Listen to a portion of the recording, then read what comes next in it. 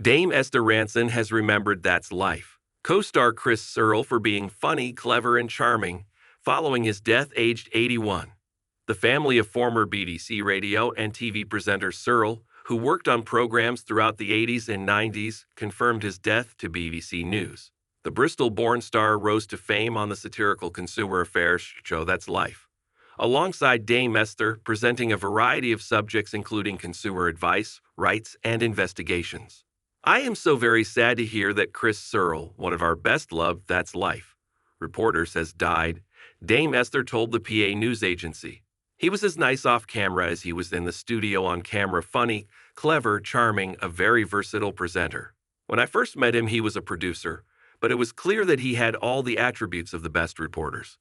Viewers and listeners of That's Life, and the many other radio and television programs he presented, will be equally sad. Dame Esther sent her deepest sympathy to his friends and family. It comes after BBC News reported Serle's death, sharing a statement from his family which described him as a familiar and cherished figure on British television screens throughout the 1970s and 1980s. During his career, the star chaired Radio 4's Pick of the Week and was the host of a long-running afternoon show on BBC Radio Bristol. He also presented In at the Deep End and Points of View for the BBC. Details for his funeral and memorial service are being arranged and will be shared in due course, BBC News reported. One fan reminisced, Chris Serle did a terrific job on the computer program at the time, an exciting look into what the future might hold, and now a fascinating historical document. Well worth re-watching if you were there at the time. Another saddened fan shared their feelings, saying, sad to hear that presenter Chris Serle has passed away at the age of 81.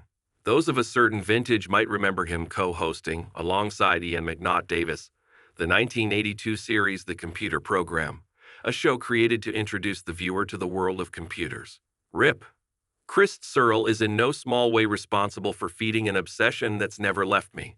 Difficult to underestimate the impact that Simple Wheatcliff's show Windmill had on me. So many Sunday mornings, bewitched as he introduced *treasure*.